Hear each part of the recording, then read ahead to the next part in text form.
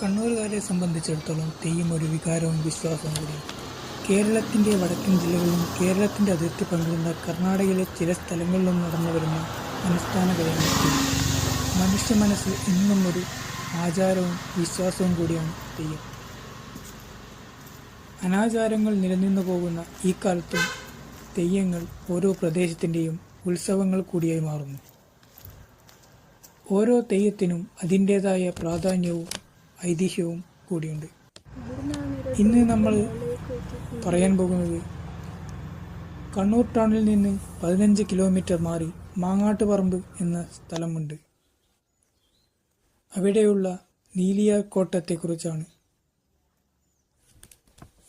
ആ കോട്ടത്ത് വാഴുന്ന നീലിയാർ അമ്മയെ കുറിച്ചാണ് ഇന്ന് പറയാൻ പോകുന്നത്.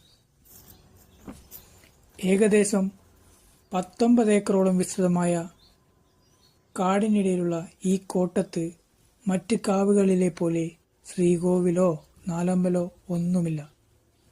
കാവ് തന്നെയാണ് ദേവിയുടെ ശ്രീകോവിൽ.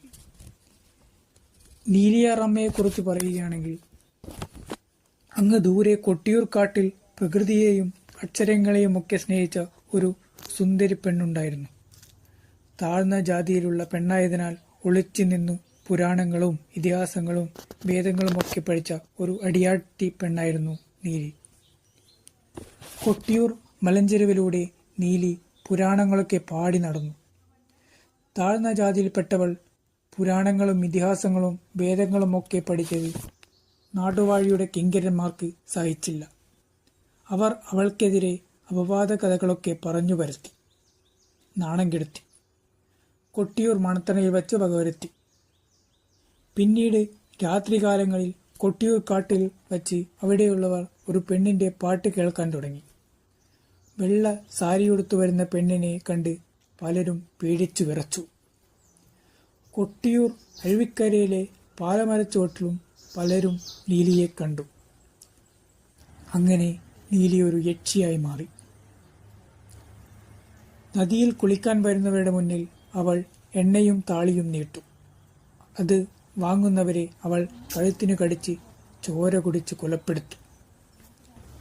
ഇങ്ങനെയുള്ള മരണങ്ങൾ തുടർക്കഥയായപ്പോൾ കൊട്ടിയൂർ പേടിച്ച് വിറച്ചു.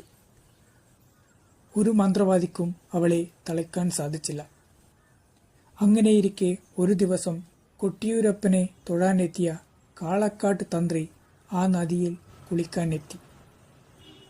പതിവ് പോലെ അദ്ദേഹത്തിന് നേരെയും നീലി താളിയും എണ്ണയും നീട്ടി. അദ്ദേഹം അത്